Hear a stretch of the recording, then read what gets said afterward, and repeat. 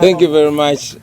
I greet all of you and I congratulate all of you for having completed the year 2024. I know we have a few more hours to go, but Alhamdulillah, we are here, and I am hopeful that the Almighty will allow all of us cross over to 2025. It's been an eventful year. On our side, we remember with very heavy hearts our loved ones that have departed, more especially our Deputy President, my Deputy President, Mama Jolly Mujisha, who we lost this year. We continue to keep her in our thoughts, and many other comrades and family members that we lost. We pray for them and we hold them in the deepest and warmest parts of our hearts. 2024 has been a year of trials, of challenges, and of lessons. We've experienced a lot, we've learned a lot, but also 2024 has revealed a lot to us as Ugandans. I'll very briefly talk about the main events of 2024, or what shook the nation most. Of course, first and foremost is the corruption that continues to mess up our country, that continues to be a cancer in our country. We continue to see one scandal after another in Uganda, most especially in the parliament, regrettably so. We saw the Speaker of Parliament, Madam Anita Among, pocketing billions of taxpayers' money, of course, with protection from the state. We talked about this, but for a long time they dismissed us as just opposition talk, as political talk, until the young people of Uganda, branded as tribeless, partyless, took to the streets. They organized the march to Parliament in protest to the gross corruption that was going on under the watch of Madam Anita Among. You saw the young people protesting. Many of them were jailed, arrested, tortured. Sadly, some of our young people were sodomized in custody. This was a shameful thing that the regime has tried so much to sweep under the carpet, but until we expose it, is only when it's going to be stopped. Many young people were kept in jail as a way to discourage them from ever standing up against corruption.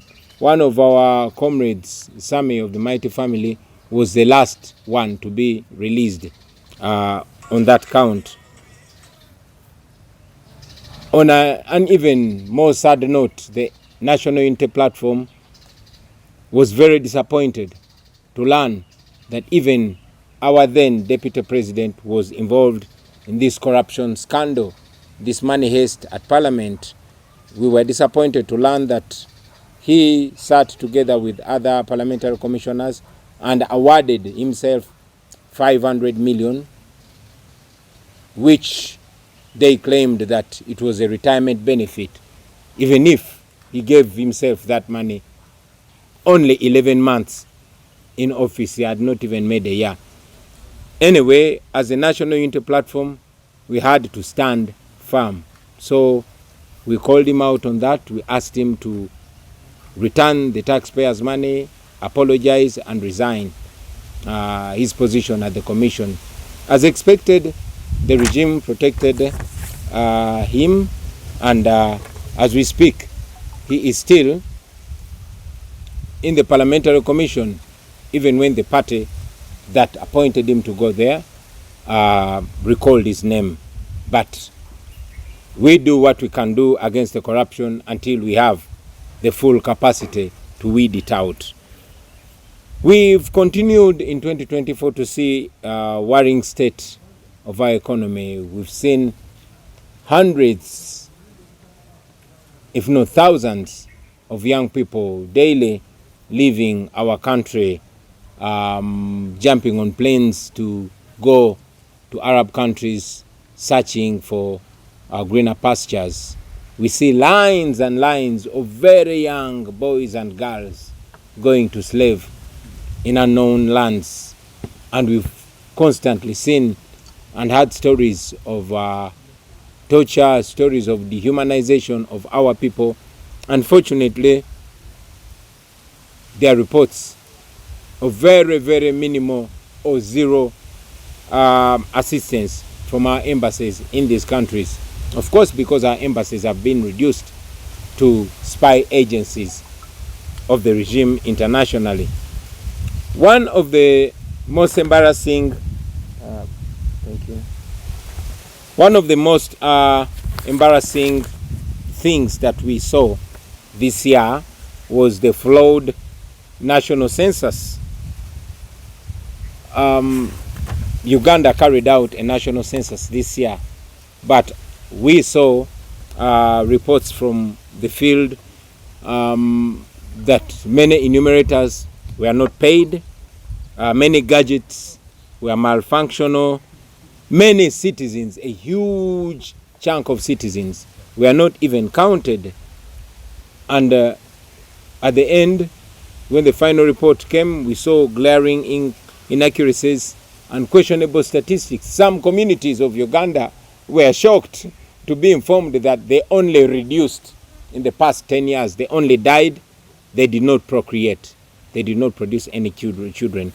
Of course, it was very embarrassing, but so are the goings on in Uganda. Moreover, this became even more embarrassing because they had a whole decade to prepare, a whole 10 years to prepare, and that is what could come out. Goes further to expose the incompetencies of this regime, so incompetent to carry out such a national project upon which so much planning of the nation is based, and then it comes out inaccurate. Very, very limited reflection of what the reality is within the country. This year, 2024, we continue to see the presence of the Ugandan military in the Democratic Republic of Congo.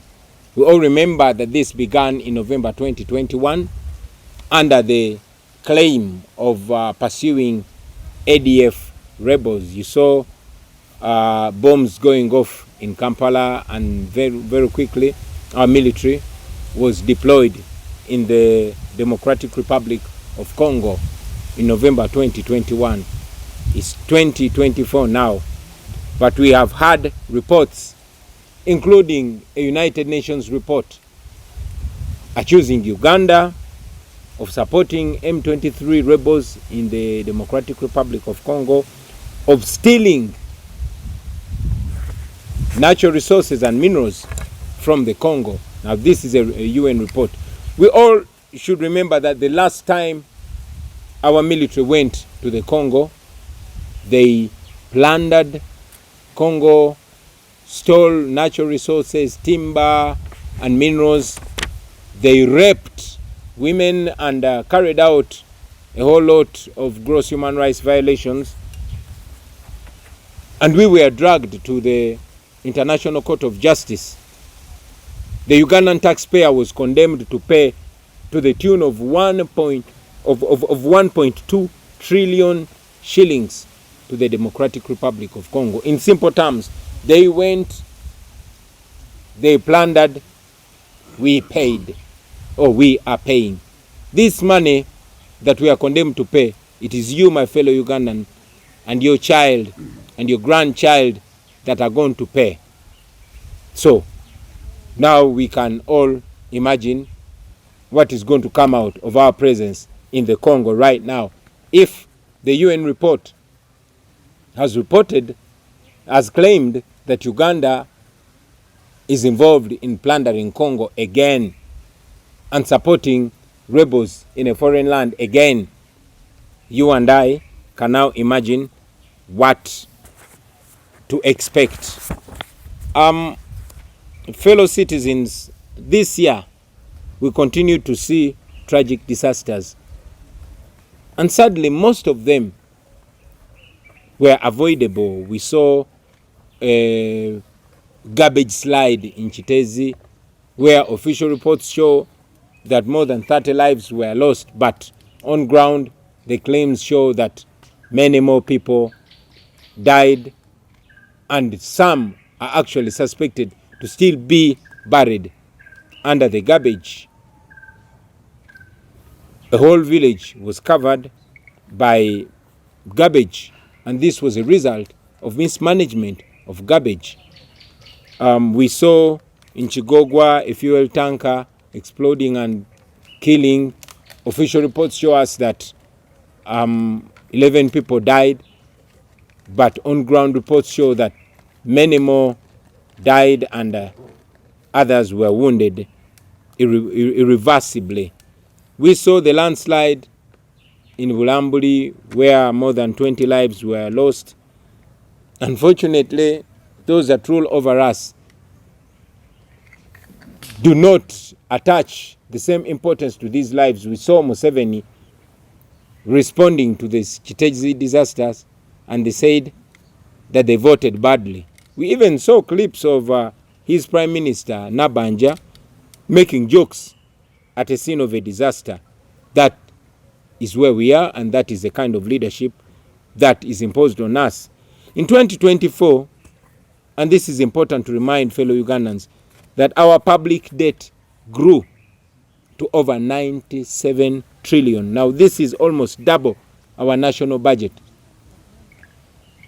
55 trillion of this money is borrowed from those countries that Museveni calls foreign meddlers. Now you all can tell the hypocrisy. When he is borrowing money in your name, the money that you are going to pay, he calls them development partners. But when they call him out on abuse of human rights and democracy, he calls them foreign meddlers. That's the hypocrite that rules over us and shows more need and more urgency to get rid of him as soon as we can. We've again seen rising abductions in Uganda. Very unfortunately, we've exported the same nasty habit to even our neighbors in Kenya. We've seen so many abductions. Many of our people are still missing. But the most recent is the abduction of Dr. Kiza Besigye from Kenya. Dr. Besigye and Haji Obed Lutale from Kenya. They were illegally abducted from Kenya, brought to Uganda against international law, without any, extradition, legal extradition arrangements. They were brought to Kenya and court-martialed. Of course, we continue to condemn that, but condemning it is not enough. We must fight to practically put it to an end.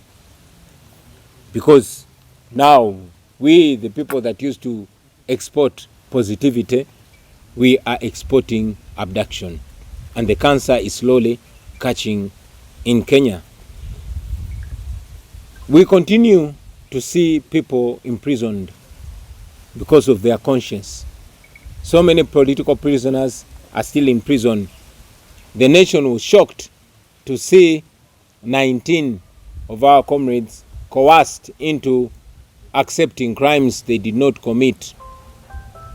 Among these is the renowned Olivia Rutaya, who was coerced and told that she either had to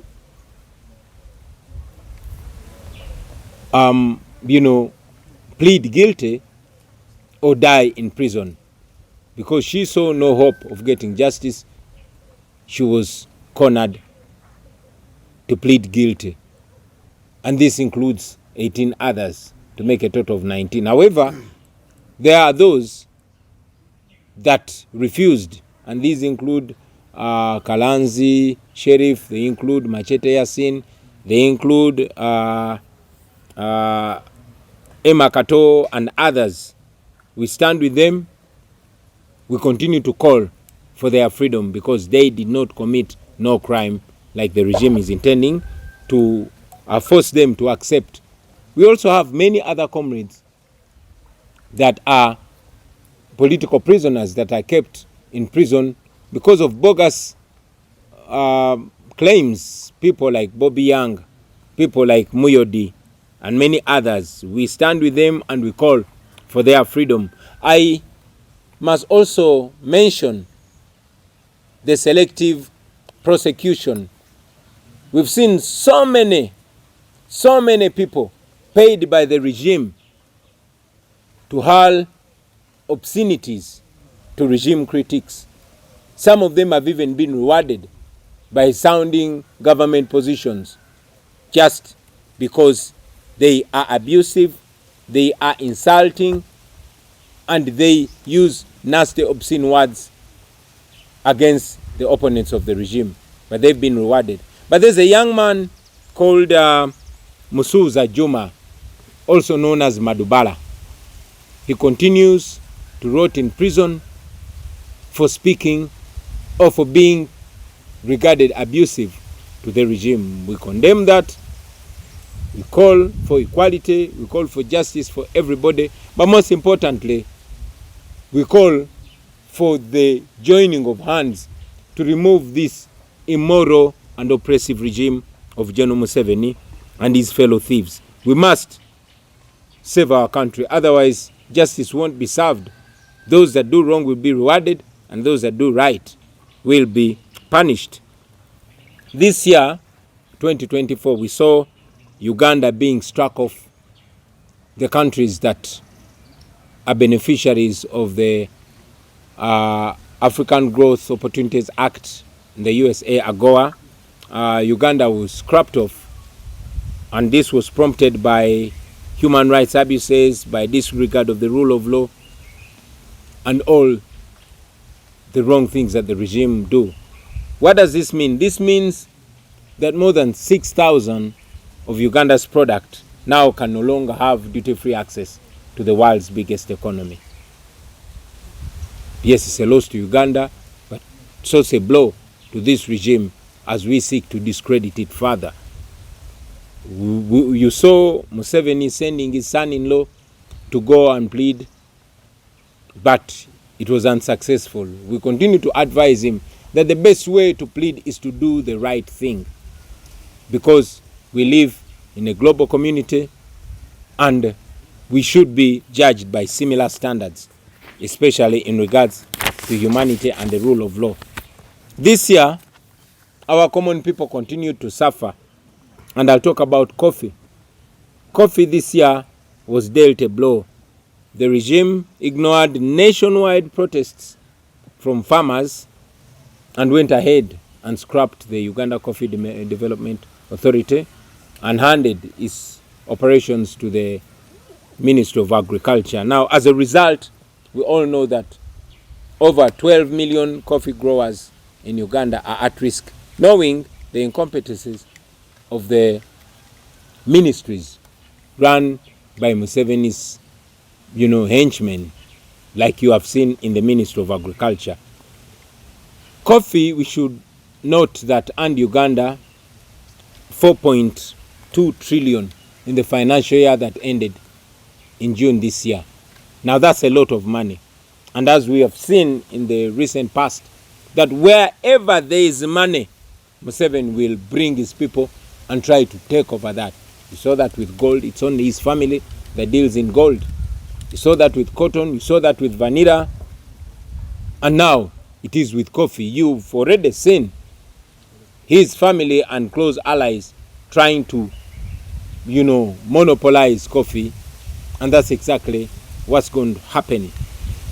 Now, because Museveni wants to control the income of Ugandans, wherever there is money, he wants to control it.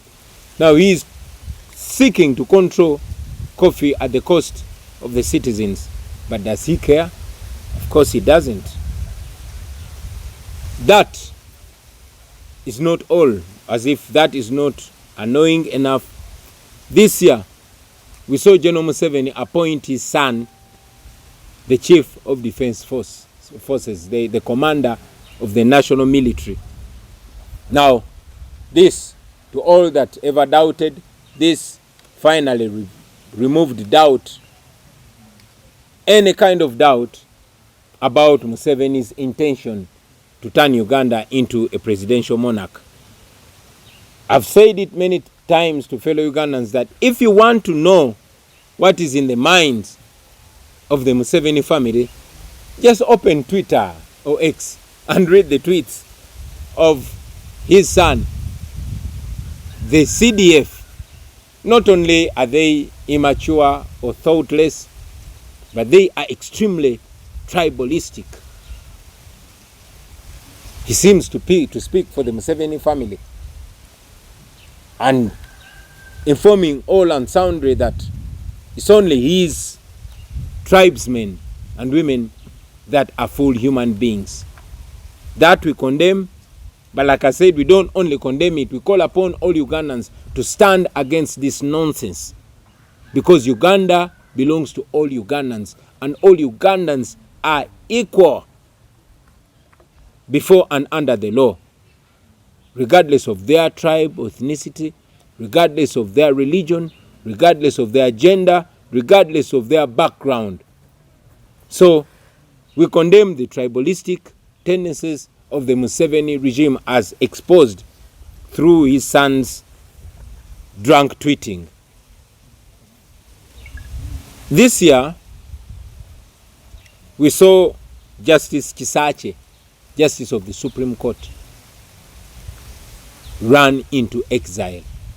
Now, this is a Justice of the Supreme Court that gave a dissenting judgment in the presidential petition of 2021, but she has since faced persecution, and it was reported recently that her life was in danger and she had to run into exile. Now imagine the Justice of the Supreme Court running into exile. This is a stark reminder of the regime's attack on independent institutions and on anybody that dares to do what's right. This should remind all of us the urgency of freeing this, our country. Many things of disappointing nature happened, but ladies and gentlemen, I want to tell you as we close this year that there is hope. There is hope. We see it everywhere. This year we had a nationwide tour amidst challenges, amidst constant interruption by the regime, police and military, amidst tear gas and all that. We had a nationwide tour, and for us what we got was so much courage, so much motivation from the population.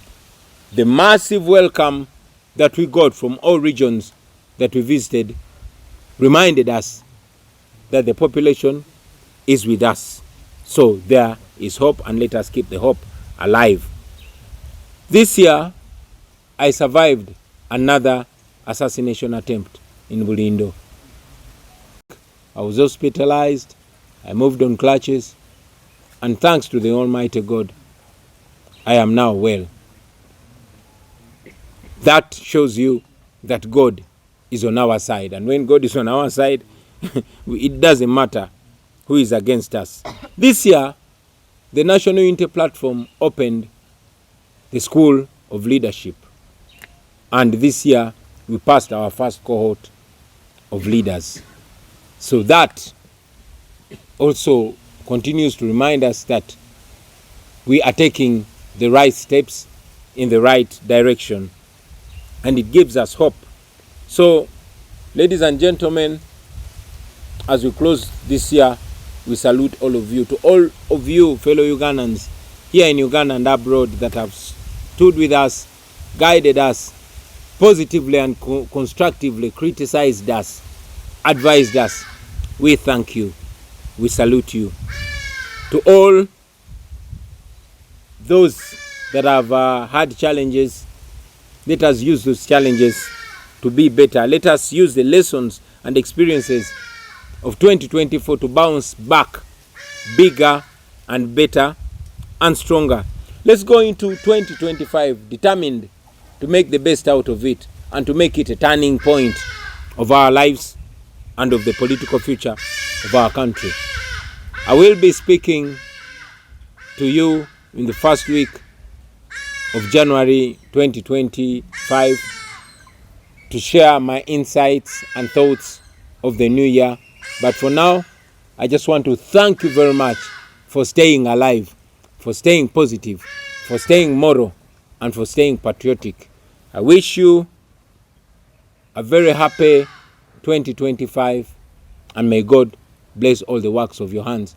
And may 2025 be a transformative year and a year of turning tables. Thank you very much, for God and my country.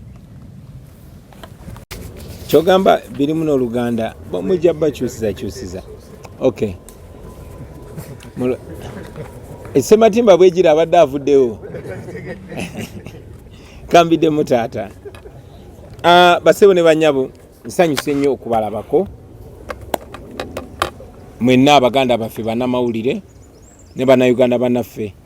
Mwe abali wano naffe leero abali mu ggwanga lyaffe Uganda n'abo abali ebweru w'eggwanga. Tubalamusaako era tubayozayoza okumalako omwaka guno newankubadde gukyabuzaayo essaawa nga ziizo naye tulina okukkiriza ti Omukama atuusiza wano agenda tukkiriza tumaleko omwaka guno ate tuyingire omupya ate n'ogwo gutambulire bulungi. Feno mu NUP ne Western Uganda yona okutwaliza awamu eri bakodomi bange tumazeeko omwaka guno n'emitima emimenyefu oluvannyuma lw'okugufiirwamu Deputy President waffe Mama Jolly Mugisha ne bannaffe abalala bangi nnyo. Tubasabira Omukama myoyo gyabwe agiwumuze emirembe ne famire zaabwe ayongere okuzigumya. Guno mwaka gubadde gwa mbirigo, gubadde gwa kugezesebwa, gubadde mu ebyokuyiga bingi nnyo. Gwolese ebintu bingi nnyo naye mu bisinze okutukwata amaaso gaffe mwaka guno bye bino wammanga omuli obuli bw'enguzi n'obulyake bukutte ejjembe. Mwalaba ng'obuli bw'enguzi ate bwasinga kwata jjembe mu parliament. Speaker wa parliament mukyala Anita Among mwamulaba bwe yeevubika ssente z'omusolo eziri mu buwumbi ate ekyennaku ng'ataasibwa abo abali balina omusiba. Mwalaba nga n'amawanga ag'ebweru gyatereka ssente zabbye gamuwaayo ne gamulabisa ne naakuumibwa gavumenti ya Mwai Museveni obutabitebya. Ekyo nno kyaleetera n'abavubuka ab'enjawulo kubanga okumala ebbanga ddene nga tubyogerako nga bagamba bannabyabufuzi aba NUP just tebakolagana naffe, naye mwalaba nga abavubuka ab'enjawulo nga tebalina ggwanga libakiikirira oba kibiina kye bakiikirira nga bavuddeyo okwekalakaasa olw'obubbi obulyake buli mu parliament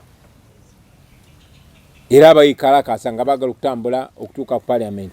Bangi ku bo abasukka mu 100 baakwatibwa, bangi baasibwa ne balwa mu komera, bangi batulugunyizibwa ekyennaku nti n'abamu bavaayo ne bategeeza nti baali basobezeddwako. Bano nno benjogerako balenzi naye baali basobezeddwako agasajja agagwenyufu ate nga gasirikale. Kati teebereza abaana ba Uganda okukwatibwa ate ne batuusibwako ebikolwa ebyobuseegu ebyensonyi nga basibiddwa. Ekyo no tukivumirira neera kyongera okulaga Uganda weeri.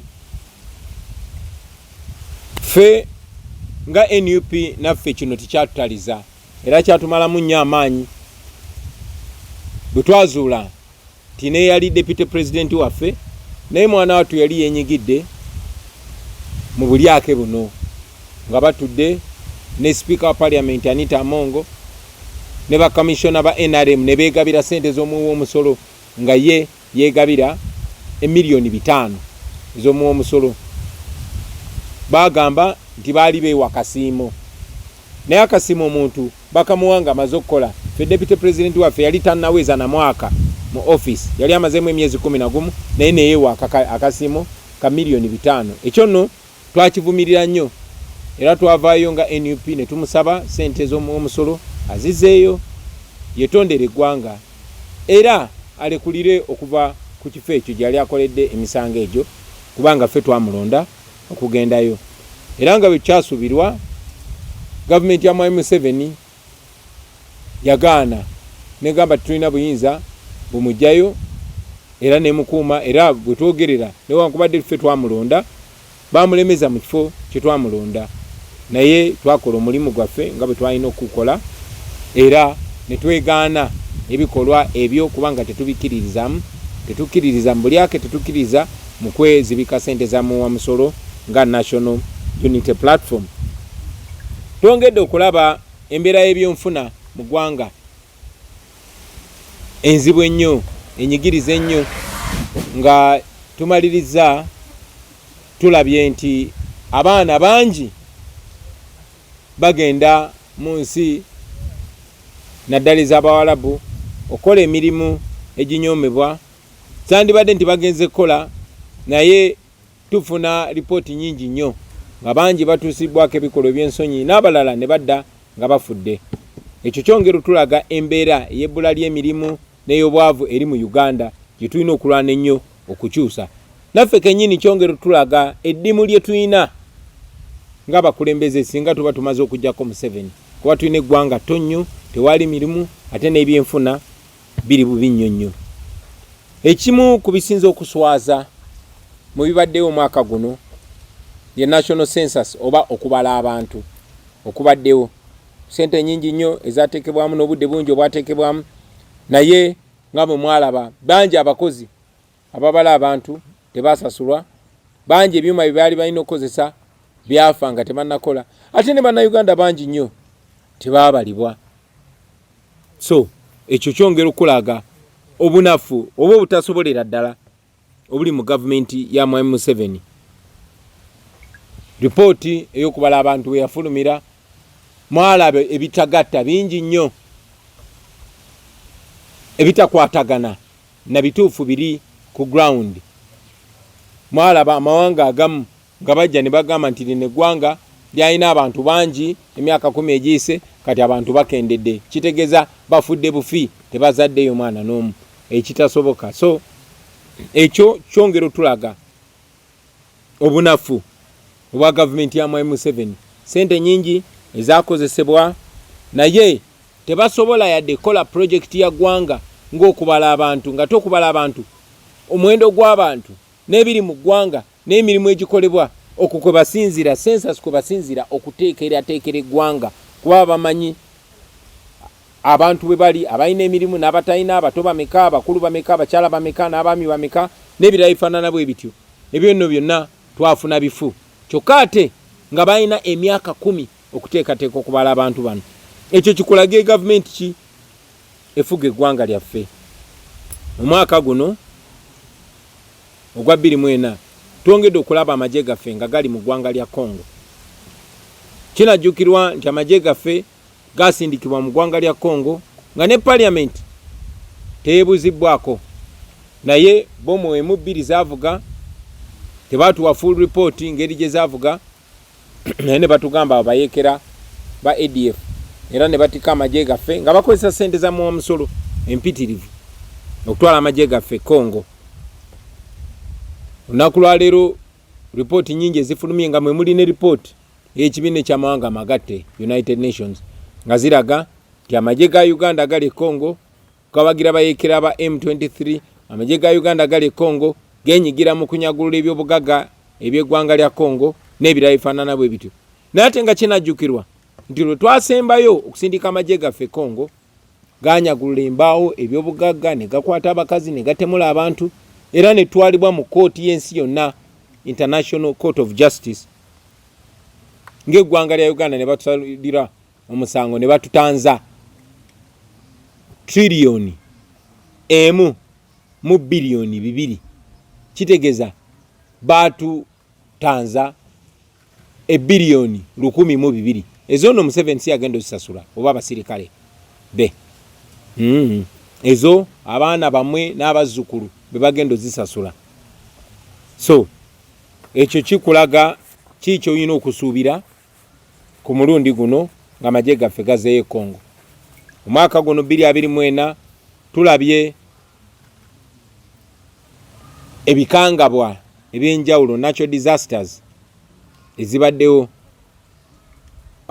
si natural disasters tragic disasters kubanga ekyalo ekiteezi kasasiro n'abika abantu n'abika ekyalo kiramba natta abantu abasuka mu 3 nga bwe batugamba naye ku ground ekiteezi batugamba abantu abafa bangi okusinga abo n'abalala bangi bakyabikiddwa kasasiro ekyennaku bwe babatwala mu kampu bamaliza buli omu bamuwaddeyo million 2 ezitasobola na kubeezaawo maka mwezi ne babasibula bwe batyo twalaba tanka y'amafuta eyayabika ekigogwa netta abantu abasuka mu 11 nga report bwe zatulaga newankubadde ku ground balaga nti bangi abakosebwa abafa n'abalumizibwa n'abakyali abalwadde twalabye landslide oba okubumbuluka kw'ettaka ebulambuli abantu abasuka mu 2 ne bakalusulamu akaba n'amaka mangi ne gakosebwa ekyewunyisa mu Museveni ye nga bw'abeera mu kubalaata bambuuza ku by'ekiteezi yagamba mwalonda bubi era ne minisita we Nabbanja yalabwako ng'ali ku scene ewagudde ebikanga bwebyo naye nga yali mu kubalaata bubalaasi ekyo no kiraga abakulembeze bituyina n'ebizibu by'Abannayuganda kiki bitegeeza gye bali mu 2024 muno mwennyini ebbanja eribanjibwa Uganda lyongedde okulinnya era kati nga lisusse mu trillion 9.7 kakati ekyo kiraga nti dikubisaamu kumpi embalirira y'ensi gye tuyina kati kwezo sente kyewunyisa nti obutabalika 55 trillion zo zeebulibwa mu zino ensi Museveni ate zaavumirira bwe tubeera mu nsi zino nga tubagamba temwola Museveni sente kubanga azikozesa bubi ate ffe tugenda ozisasula ng'agamba tukolagana n'abazungu Museveni yennyini gana mawanga bw'aba ageewolako sente agayita mikwano gya Uganda Development Partners naye bwe bamugambako ku kutulugunya abantu ku kiwamba abantu ne mu kubba obululu Museveni ng'agamba abo bayingirira ebintu bya Uganda naye jjukira beewozeeko trillion esukka 5.5 so ndoze kyongedde otulaga obunanfuusi bwa Museveni omwaka guno ekiwamba abantu kyeyongedde nga tukyabanja bannaffe bakibalama bakanatta n'abalala ate okuwamba abantu tekkomye ku bantu ba bulijjo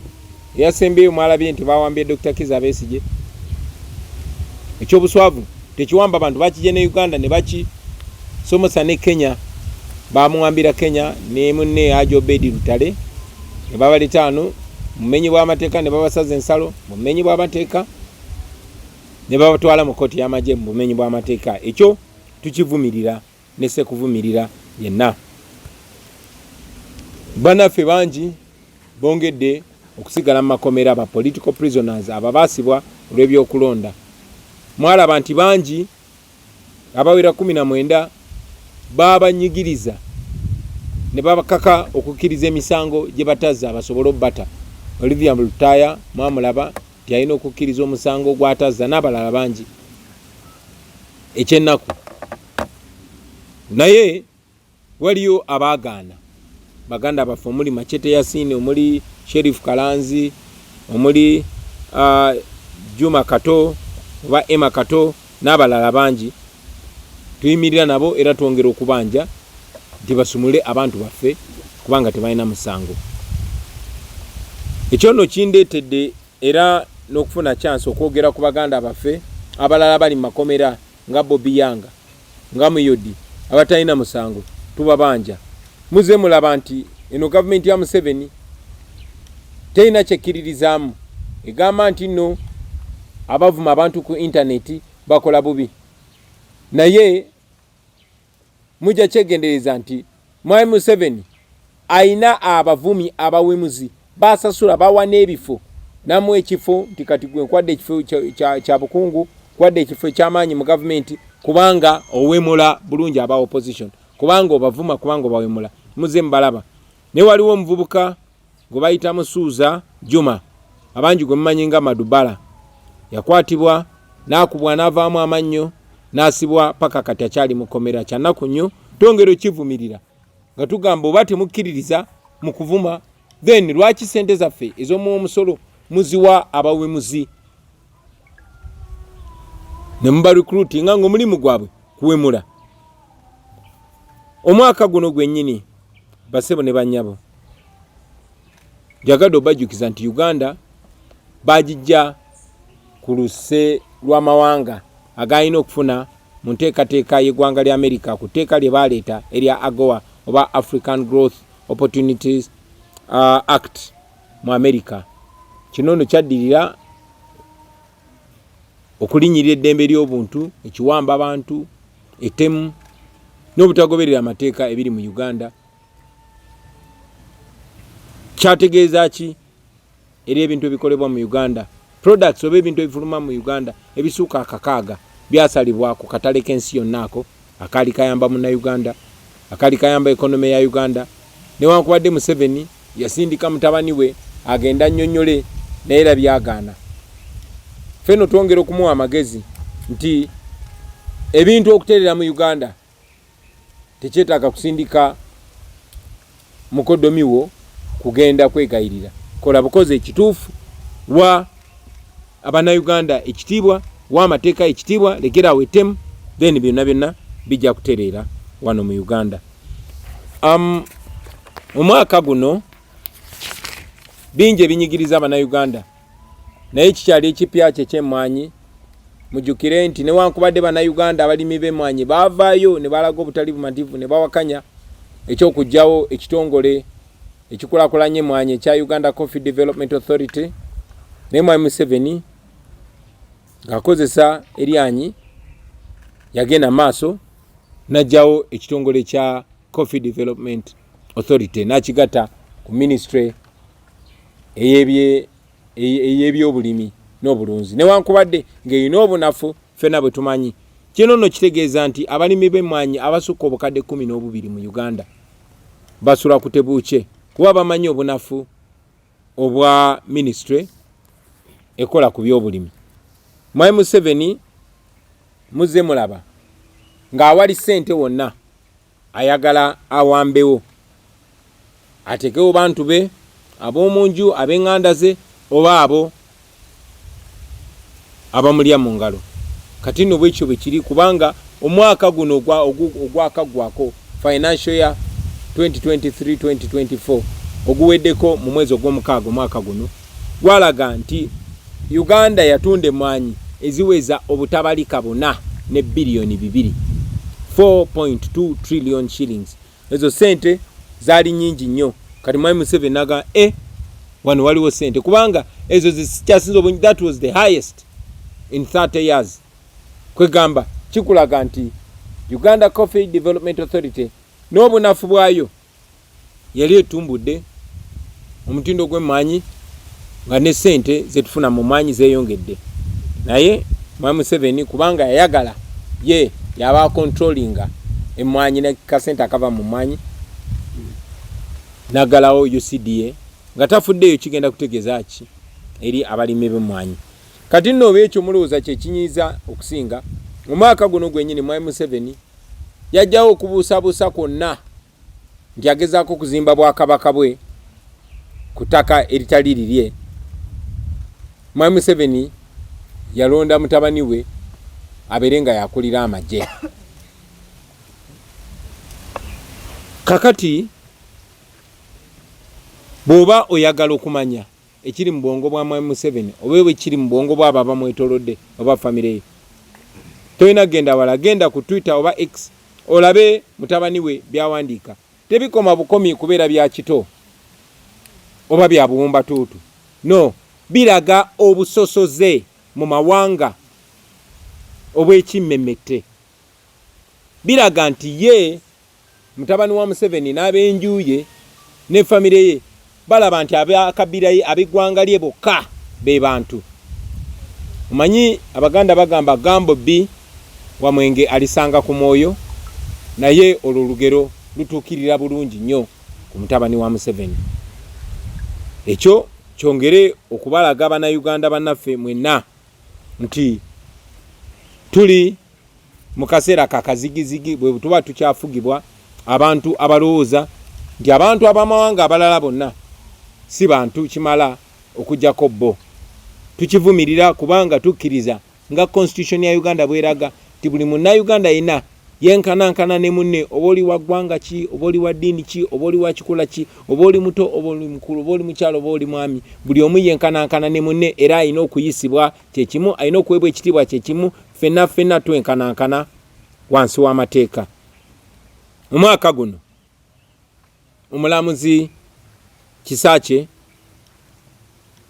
w'ekkooti enkulu eya Uganda, ekkooti ensukulumu, yadduka mu ggwanga n'agenda mu buwaŋŋanguse, era amawulire galaga nti yadduse nga ategedde nti baali bagezaako oba baali baagala kumutta. Kyannaku n'ekyongero tulaga ensi gye tulimu. Omulamuzi Kisakye ye mulamuzi yekka eyawakanya Owinyi-Dollo ne banne n'alaga amazima agali mu kalulu aka 221 era n'alaga nti baakabba bubbi, naye okuva ku olwo baatandika omunyigiriza paka we bagezaako mutta n'adduka mu ggwanga. Ekyo kikulaga nti Mwami Museveni alwanyisa buli kitongole kyonna ekiri independent oba ekyemalirira oba ekikiririza mu mazima n'obwenkanya.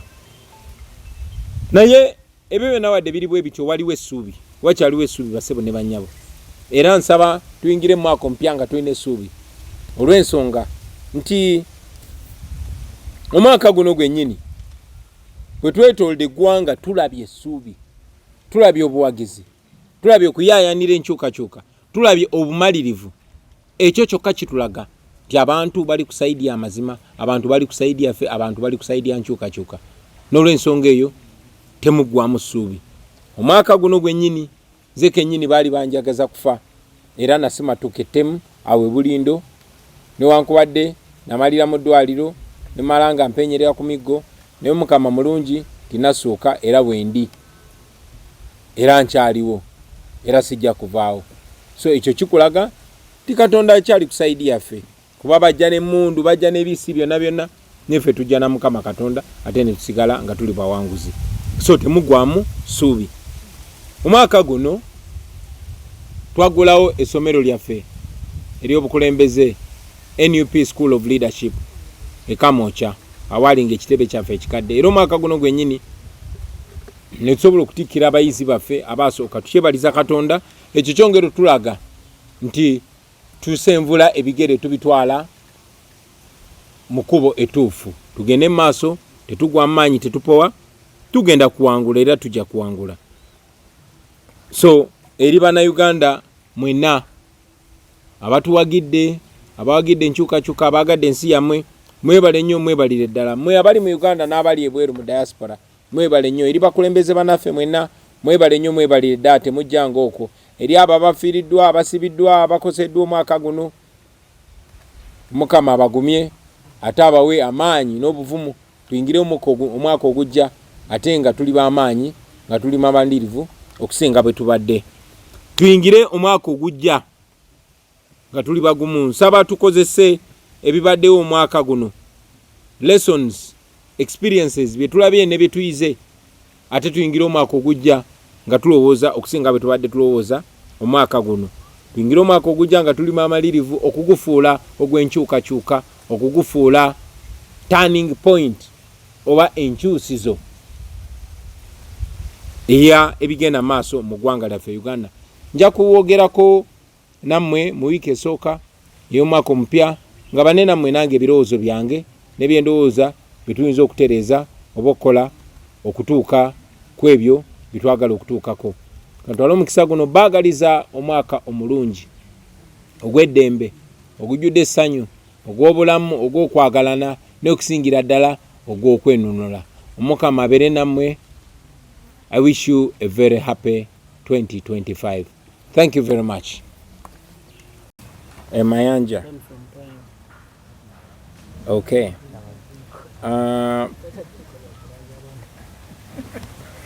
First, Sematimba Bwejire. Era nkidde mu Luganda. Sematimba Bwejire ambuuza nti njogera ki ku ttemu ery'emmundu erigenda maaso mu Uganda. Ffenna tumanyi nti ku ssente eziteekebwa mu byokwerinda oba ezigamba eziteekebwa mu byokwerinda, byokwerinda bisinga okutwala ssente z'omusolo mu budget. Naye ekyennaku nti poliisi yava ku mulimu gw'erina okukola ogw'okukuuma bannansi n'ebyabwe n'egyokunoonyereza ku buzzi bw'emisango. Kati poliisi ezannya byabufuzi. Poliisi eringa armed wing eya NRM.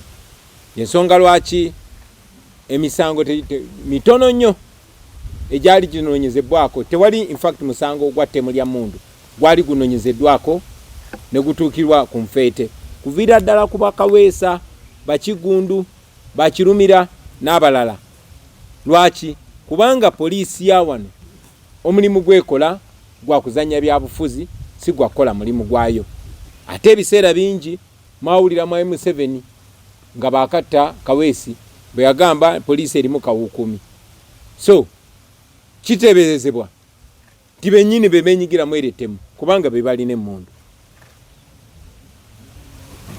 In English, Sematimba Bwejire, you asked what I say about gun violence, but like I said, gun violence, no gun violence case, no murder case, no shooting case has been investigated to a logical conclusion ever since the shootings of Chirumira, Kaweesa and others.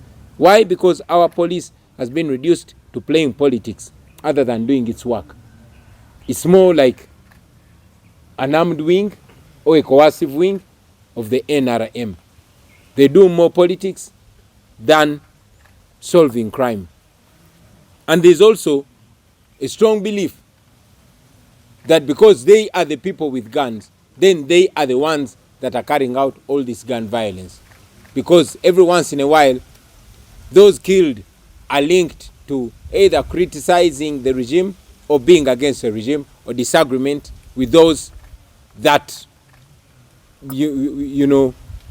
disagree with the regime. You've seen many people coming out to cry. You saw one of the regime supporters, Ham, coming out when he had a disagreement with Museveni's son-in-law.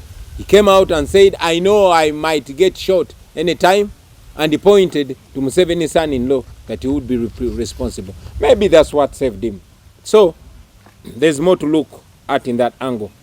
Oyongedde n'obuuza nti 2025 tuyingidde kugenda kuba mwaka gwa byabufuzi n'ogamba ntunulira ntya embeera era Museveni mwepikira. Embeera y'okulonda bwesembedde 2025 mbadde nga nkiddiŋŋana nga nkunga bannayuganda bonna abalina endowooza eyagala okukyusa eggwanga benyigire mu bukulembeze. Abasobola okwesimbawo beesimbewo, abatayesimbyewo bawagire abo abeesimbyewo abakiikirira endowooza yaabwe. Era n'enkunga nnyo naddala abavubuka mwe bansomyeko, mwe banzikiriza mu nsi yange, mwe banyina obuwagizi, nyina abantu b'enkulembera.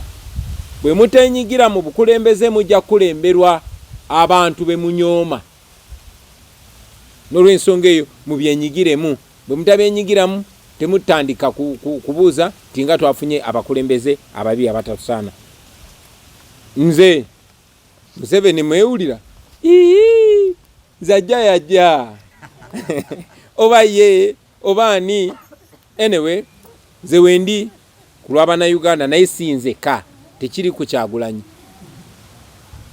bwe tuba nga tusobola okuba n'omuntu abikola tekirina buzibu naye ate nga bwe muba mulowooza nze njo bibakolera nange wendi nalo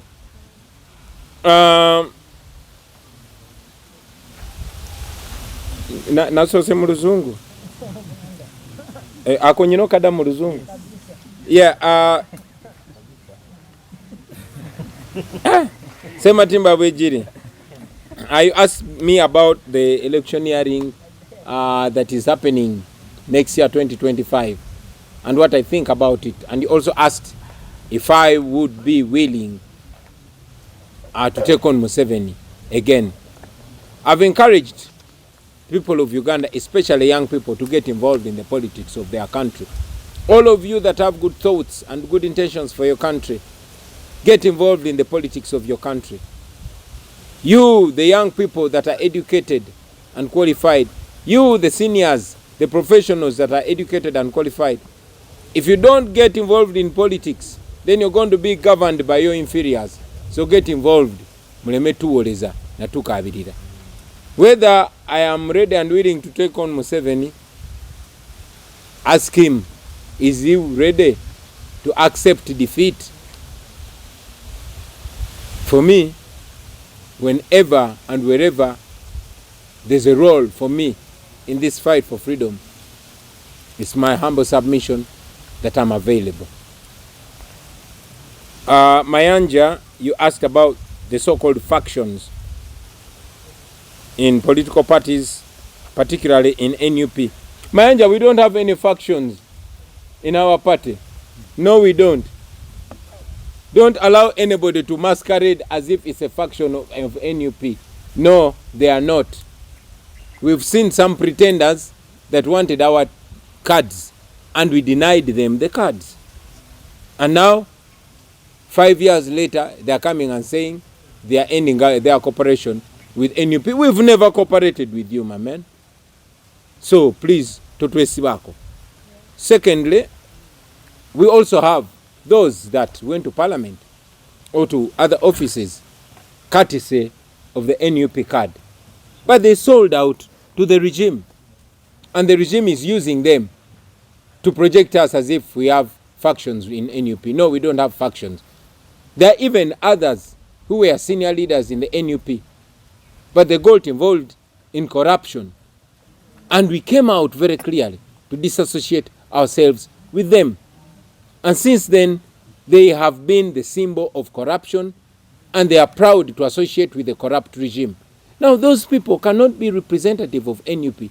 And whenever they show up, don't allow them misrepresenting us. They are not NUP, and they are not factions in NUP. We don't have factions. There is only one national unity platform. Abanafe, abagenda, ngabesoma, nti biwayi bya NUP, byakutse ku NUP, banayite tebambakiriza kubalimba. Wali abo abamu abayagala okwesimbirawo ku kadi zaffe emyaka 5 egiyise, naye ne tutabawa kadi zaffe kubanga twali tetubeesiga. Naye kati bajja bagamba bava mu NUP, tembakiriza balimbalimba. Abalala yes, bagenda mu parliament oba mu offices endala nga bagendedde ku tiketi ya NUP, naye bwe baatuuka eyo Mwami Museveni n'abagula n'abagamba mu mbere nga bali mu NUP ne mu kyononera emunda. Kyamukisa mulungi twabalabukirira era ne tugamba ensi amazima. So tembakiriza kubalimbalimba nti kino kiwayi kya NUP. NUP terimu biwayi, NUP eriemu, naye abo betwali tuteesiga, abo betwazuula nti baali bakolera mulabe, abo bebagula twavaayo ne tubabulira amazima nti abo si bannaffe, era tembakiriza kubalimba nti abo kiwayi kyaffe, si kiwayi kyaffe. National Unity Platform eri emu era akabonere kaffe manvuuli. Temukkiriza abantu bonna banakigwanyiza kubalimbalimba ti ba NUP, si ba NUP. Baker, you asked me about Muhoozi's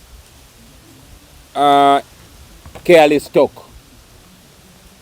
More particularly, about his recent statement that police should shut down any events that are purported to be critical of either his father or him or his family.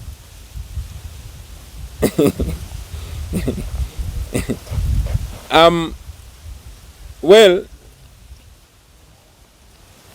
to see a person that is occupying the highest office in our military making such a reckless and immoral statement, if Uganda was a functional state, that person would have been dismissed, would have been forced to resign as soon as he made that statement. He should even be court-martialed because that is illegal. But in Uganda, Museveni thinks he's the law. His son thinks he's above the law. They all think the law is under them. That's why he can say all that nonsense and goes scot-free. That is where we are. That is Uganda under Museveni. I mean, if Uganda has a justice system, if Uganda is under the rule of law, then anybody that commits a crime should be apprehended and prosecuted. But for the son of General Museveni, just because he's son of the president and head of the military, to take his drink and give any careless order, I think it's another sign of not only a failed state, but a rotten state. My advice to General Museveni would be to take his son to rehab as soon as possible.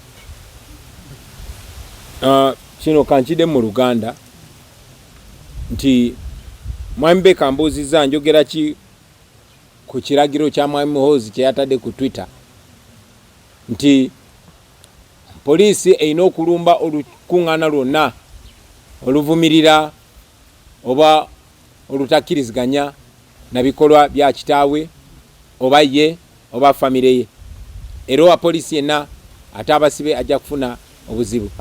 Ekyo nno kyongera okulaga obwononefu bw'ensi yaffe nti omuntu ali mu office esingayo okubeera eyawaggulu mu magye gaffe, ate nga amagye kye kitongole oba institution yandibadde esinga okubeera ne discipline. The military is supposed to be the highest disciplined institution, but to see the top leader of the military, okulaba omuntu akulembera amagye ng'avaayo nayogera bw'atyo ebigambo ebimenya amateeka. Singa Uganda ebadde kulemberwa amateeka ngira nsi etebenkedde, oyo yandibadde yagobeddwa dda ku bukulembeze bw'amagye, yandibadde yasibiddwa nadda. Naye kubanga Uganda teri mu mateeka, kubanga balowooza Mwami Museveni kitaabwe ye mateeka era bo bali waggulu w'amateeka, asobola okukola byonna oba okwogera byonna. Tekyewunyisa nti abadde nga awamba abantu n'abakolako bikolobero n'agenda bw'atyo. Naye ekyo kyongera tulaga wawe tuli. Kya mukisa mulungi ngera bwe nabagambye nti Omuganda agamba Bobi wa mwenge alisanga ku mwoyo. Nze nno kye nandi wadde amagezi Mwami Museveni okukwata mutabani we amutwale mu ddwaliro bamukoleko, otherwise ajja kwongera nnyo okumulabisa. Naye ate ffe kitukolera kubanga kyongera okwanguya okugwa kwa Museveni. Amawanga gonna agagudde, bannakyemalira bonna abagudde. Tunuulira Mobutu Sese Seko, tunuulira Saddam Hussein n'abalala. Ebikolobero by'abatabani baabwe byayamba nnyo okulaga amawanga ago ekigali munda, era byayanguya nnyo okugwa kw'abakitaabwe. So mutabani wa Kagutema bamwongere chupa atwongere zitwiti.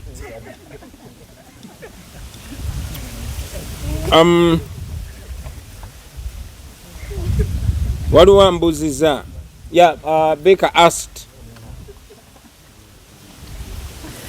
that would I advise those comrades that refuse to plead guilty to the flimsy charges, do I advise them to plead guilty? No. I don't advise any prisoner to accept a crime they did not commit, because that would be a permanent mark, nasty mark on their record. But I understand those that plead guilty, because prison is not a comfortable place. Ambuzi oba mpagira ababasigala mukomera abagaana okukkiriza ebisango basobola batamba wagira abakiriza ebisango ebyo bye batazza. Nedda, si wagira muntu yenna atazza musango kugukkiriza kuba oba weetaddeko maaka. Eno regime eyagala wogiyambe weseeko omusango babeerenga abatakwatira bwereere. Si wagira muntu yenna yena kwesalira musango gwatazza. Naye ate sivumirira muntu yenna anyigirizibwa n'amenyeko omugongo n'agamba kale kamale gakkiriza nsobole okuva mukomera nga Olivia Lutaaya. N'olw'ensonga eyo okwokusalawo, era baganda abafu abali mukomera buli wetubakyalira tubajjukiza nti okwokusalawo kwabwe ffe tubawagira era tuyimirira nabo mu buli mbeera. Naddala abo abasigala ku mulamwa tumanyi nti waliwo abavaayo ne babagula ne babooza obwongo ne babasirwaza ne bafuuka ekyenneena. Naye ffe ba political prisoners baffe tuyimirira nabo mu buli mbeera, mu buli kusalawo kuba abakoze. Yes, sir. Thank you. The missing 18.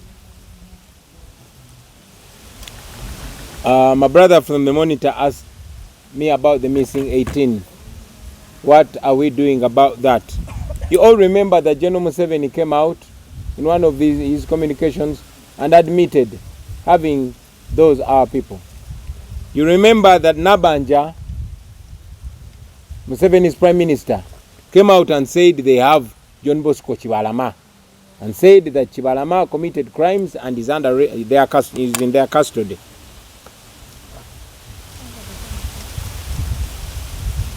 You remember that in a contradicting statement, the so-called human rights chief, Maria Mwangadia, came out to claim that these people are non-existent, even when their families brought their passports and their national IDs. She still claimed that they're non-existent. It's clear that these people are there. They are verified. They were owned up. Nabanja owned up Chibalama and all those. We continue to demand for the return of our people. Nchida mu Luganda ku bantu baffe 18 abamisinga Kanata Muhammad Chibalama John Bosco n'abalala Bambabazi Kawenja n'abalala. Mujjukira nti Museveni mu kumukwogera kwe yavaayo n'agamba bano abantu yabayina. Nabanja yavaayo Prime Minister Museveni n'akkiriza nti be balina Chibalama bamukwata ene emisango gy'obuyekera n'ebirala bifaanana bwe bityo era bamuyina mu kkomera lyabwe. So ffe tugenda mu maaso nga tubanja abantu baffe, tumanyi mubayina, tubaagala era tukunga bannayuganda mugende mu maaso nga mumanja abantu bammwe abaawambibwa, tubaagala oba bafu oba balamu. You ask me about the divisions in parties, especially as we get to 2021. It's not new that every time we are nearing an election, General Museveni invests in his usual divide and rule technique. Unfortunately, we are very many steps ahead of him. So he used taxpayers' money to divide. It is evil money, it is dirty money that divided UPC, dirty money that was used to buy off Mao, the president of UDP, and others. It was that same dirty money that was brought to FDC. It is that same dirty money that was brought to NUP. And also other masqueraders that claim to be former members of NUP. However, we are not called the National Unity Platform for nothing. Our middle name is Unity. Unity of purpose, unity of morality. So much as there is an effort to divide us, they will only divide the unwanted from us. It will only be good riddance. They will only be relieving us of some characters that are a baggage. But as NUP, forward we are moved. Is reconciliation possible? Reconciliation with who? With Museveni? No, with the members who have since moved out. Oh, with members who have since moved out of NUP. First, in the National Unity Platform, we stick together on principle and we part ways on principle. No emotions involved, just principle. We have values, and those values we hold so dear, we exalt, and we don't allow anybody, not even myself, to go around those values. We have a firm anti-corruption principle, and we strictly adhere to it. So those that left the National Unity Platform, and in particular our former Deputy President, we don't have any anger or hatred or enmity, but it's on principle. And we put conditions. And yes, reconciliation is possible. Even now, I want to categorically state that reconciliation is possible if our former Deputy President returns the taxpayers' money of 500 million, apologizes to Ugandans, and resigns from the place that he used to award himself taxpayers' money, then we shall reconcile. We don't hold any permanent hatred against anybody. As a matter of fact, even Museveni himself, if he stopped killing Ugandans, if he stopped that impunity, we have no problem shaking hands with him. But if he's still doing all those evil things, then we cannot be friends. I hope I'm very clear. How about a coalition? Kino sikyogere mu Luganda. Nja byogera byonna mu Luganda. How about a coalition in 2026? We shall have a coalition of the willing. We are willing to work with everybody that pushes for change, that pushes for the end of the Museveni dictatorship. Nze ndi artist, ndi muyimbi, ate omu ku balungi ennyo, in fact omu ku basinga mu Uganda. Naye olw'obutali bwenkanya n'olw'obutiitiizi nga tebagoberedde etteeka lyonna, naye kubanga balina emmundu bagamba Kyagulanyi togenda kuddamu kuyimba kubanga batiitiizi. Bayimbi bannange basooka ne balaba obutali bwenkanya obwo, naye olw'okubanga basinga emitima gyabwe giri mu lubuto, ne basirika obutali bwenkanya obwo ne bugenda mu maaso. Ndi artist naye sobola kweyagalira mu mulimu gwange, ate bayimbi bannange abalala bo ekyo tebakiraba, tebagala kyogera nako, tebagala kwogera ku butali bwenkanya obwo. Newankubadde basoma eddiini, newankubadde ku Sande bagenda ne basaba mu Lwokutaano ne bagenda mizikiti, tebagala kwogera ku obwo obutali bwenkanya. Timunnaffe, muyimbi munnaffe atulugunyizibwa, anyigirizibwa, yalemesebwa okola omulimu gwe.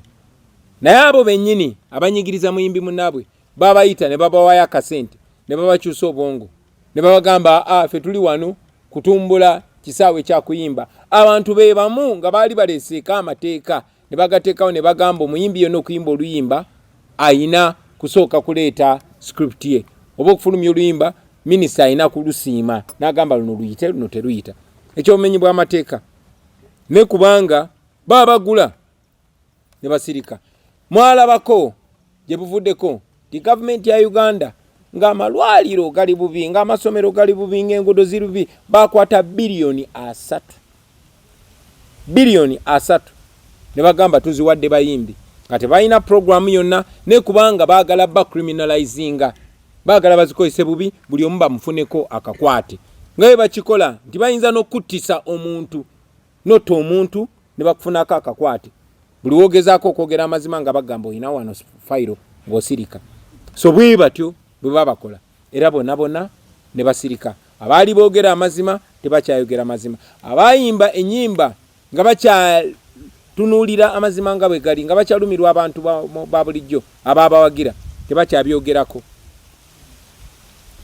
nekigenda bwe kityo ne baba reducing nga nagamba abayimbi nti muli b'amaanyi nnyo muli bagezi nnyo naye omuntu yenna bw'akugula n'akusasula obeere musiru amagezi go gaba tegakyakugasa kakati ekyo kye bakoze bannabitone okubasasula okulekeraawo okukozesa obwongo bwabwe nabalabula ne mbagamba bano abantu bagenda bafuula basabiriza baagala bafuula basabiriza ne mujja kumaliriza nga babakyawaganyiza n'abantu ababawagira kubanga bali banyigiriza abantu bamu naye gwe omuyimbi baadde bakwagala bakuwagira kubanga oyimba kubibaluma kubanga gwe eddoboozi lyabwe naye kati ofuuse eddoboozi lyo yanyigiriza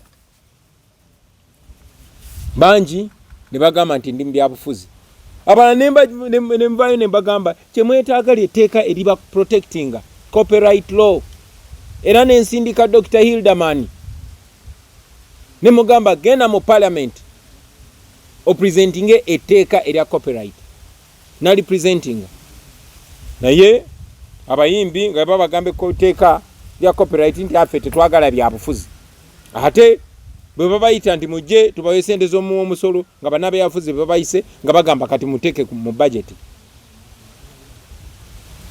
ne weebuuza nti kati ani abuzaabuzaani olunaku lwaleero abayimbi babakakanyiza babanafuyiza babafudde basabiriza babafudde ekisekererwa babamazeemu ekitiibwa omusajja adda wali tamanyi yadde okuyimba nooti emu naye ategerera industry kubanga muganda wa General Museveni kubanga ayina emmundu kubanga yabayita n'abawaayo obumpwanki nabagerera olugero ne mbagamba nti gye buvuddeko mu Russia waalingawo nakyemalira